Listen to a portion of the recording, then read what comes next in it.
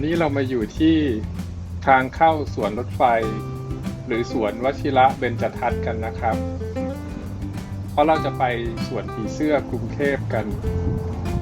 สวนผีเสื้อนี้ตั้งอยู่ในสวนรถไฟอีกทีเราลองไปดูกันว่าในสวนนี้จะมีผีเสื้อให้เราชมเยอะขนาดไหนเพื่อความมั่นใจเดี๋ยวลองถามรปภ.ดูว่าสวนผีเสื้อไปทางไหนนะครับเพราะว่า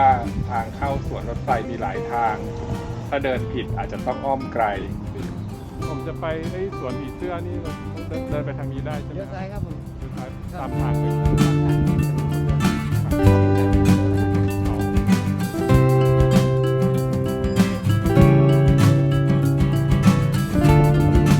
ตอนนี้เวลาประมาณเที่ยงนะครับแดดก็เลยแรงหน่อยแต่ว่าระยะทางที่จะต้องเดินไม่ไกลมากก็น่าจะพอไหวครับช่วงนี้ต้นไม้โตหน่อยพอจะมีร่มเงาให้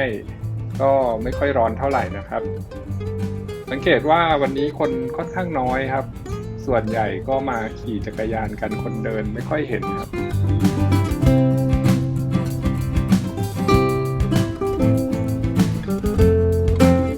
บางช่วงก็ใบร่มเงาไม่ค่อยมีนะครับก็จะได้รับแสงเต็มๆถ้าใครมาช่วงกลางวันแบบนี้ก็ร่มมาด้วยก็น่าจะดีครับ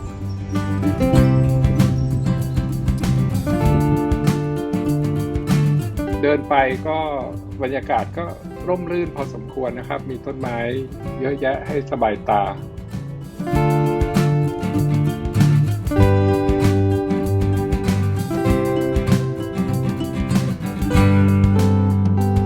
จากทางเดินทางเข้านะครับเดินไม่ถึง5นาทีก็จะเริ่มเห็นป้ายอนุรักษ์ผีเสื้อครับแล้วก็จะเห็นอาคารของสวนผีเสื้อเนี่ยอยู่ทางด้านซ้ายมือ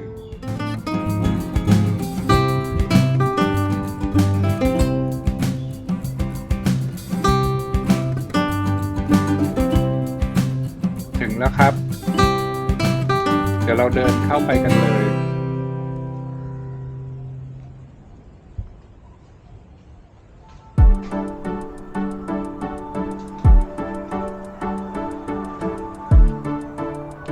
สวนผีเสื้อนี้ให้เข้าชมฟรีนะครับไม่ต้องซื้อบัตรแค่ลงทะเบียนนะครับแล้วก็กรอกชื่อแล้วก็หมายเลขโทรศัพท์ก็เข้าไปชมกันได้เลยครับ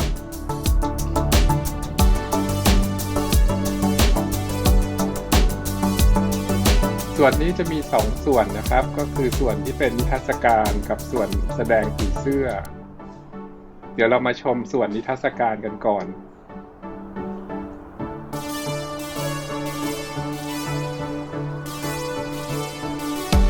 ส่วนนิทรรศการก็จะแสดงประวัติความเป็นมาของสวนผีเสื้อนะครับหรือว่าชื่ออย่างเป็นทางการคือ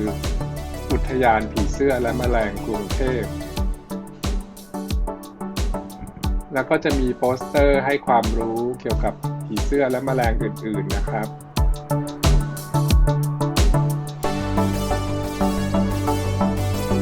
ตั้งแต่ส่วนประกอบของผีเสื้ออาหารการดำรงชีวิตนะครับตลอดจนไปถึงประโยชน์ของแมลงนะครับจัดแสดงไว้เป็นล็อก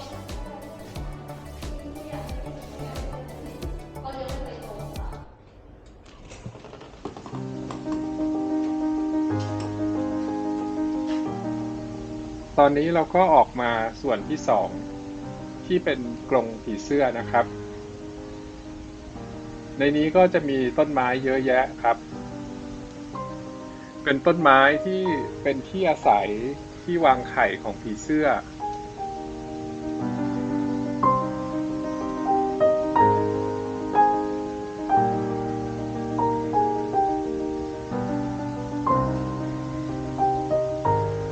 ในกรงนี้เราก็จะเห็นผีเสื้อบินไปบินมาหรือว่าเกาะอยู่ตามต้นไม้ใบไม้ตามผนังนะครับเดี๋ยวเราเดินดูรอบๆกันเลย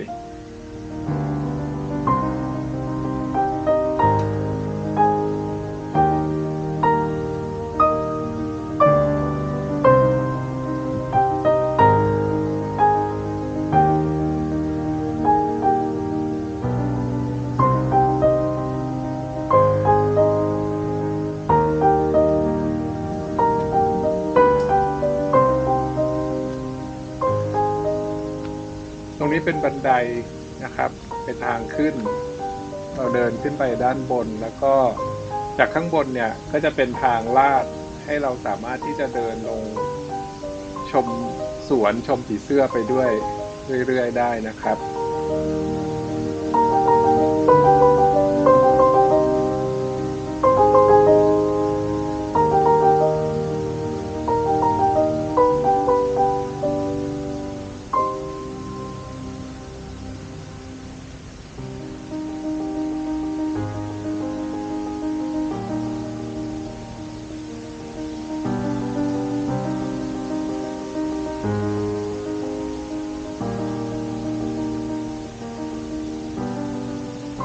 บริเวณของกรงเนี้ยก็จะไม่ใหญ่มากใช้เวลาชมประมาณ10-20นาทีก็น่าจะทั่วถึงแล้วครับผมถามเจ้าหน้าที่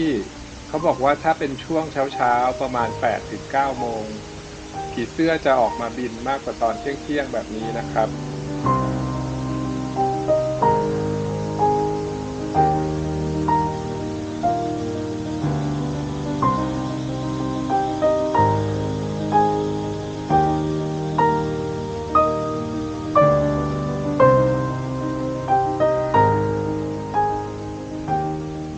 บรรยากาศในนี้ก็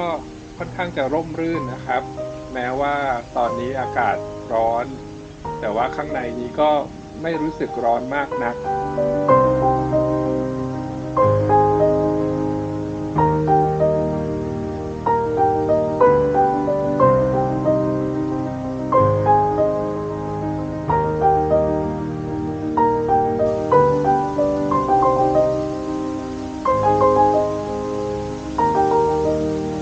จะมีมุมที่เป็นน้ำแล้วก็น้ำพุด้วยนะครับก็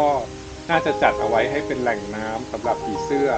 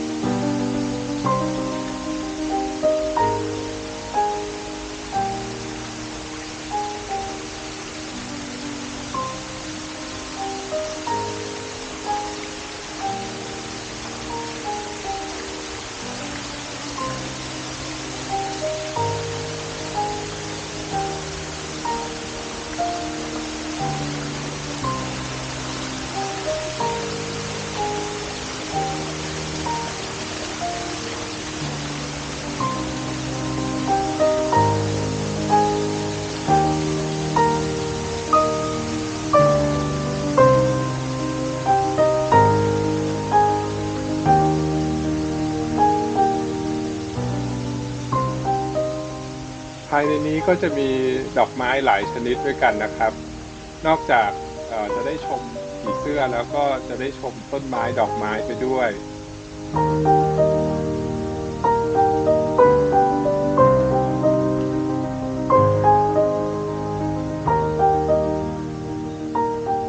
ตรงข้างหน้านี้ถ้าสังเกตจะมีถาดใส่กล้วยนะครับวางอยู่เป็นอาหารสำหรับผีเสื้อส่วนถุงผ้าแดงอันนี้ก็น่าจะเป็นอาหารสำหรับผีเสื้อเหมือนกันนะครับมีผึ้งมาเกาะเยอะเลยครับ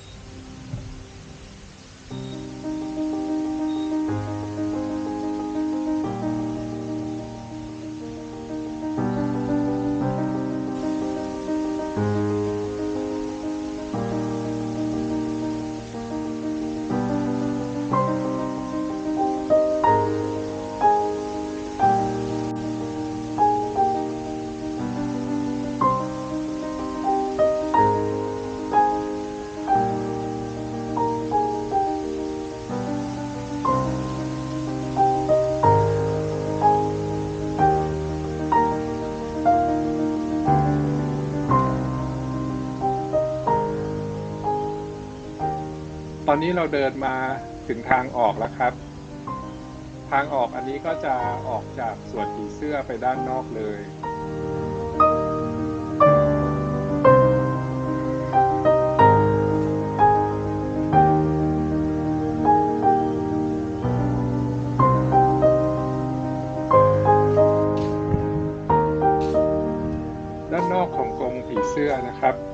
ามทางไปด้านหลังก็จะเจอกับโรงเรือนที่ใช้เพาะเลี้ยงผีเสื้อซึ่งไม่ได้เปิดให้ชมนะครับเจ้าหน้าที่จะเก็บใบไม้ที่มีไข่ผีเสื้อแล้วก็นำมาเพาะเลี้ยงไว้ในโรงเรือนจนเป็นดักแด้แล้วค่อยนำกลับไปปล่อยในกรงอีกครั้งหนึ่งนะครับเพื่อให้มีอัตราการรอดของผีเสื้อสูงกว่าที่จะเป็นไปตามธรรมชาตินะครับ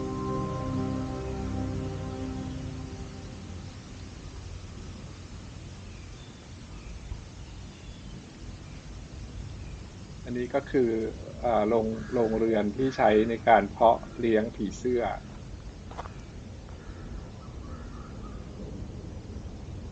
ถ้าเราเดินต่อไปอีกด้านหนึ่งนะครับก็จะเป็นเอ่อส่วนที่เพาะชำต้นไม้นะครับที่ก็คงจะนำไปปลูกแซมในส่วนของสวนผีเสื้อนะครับ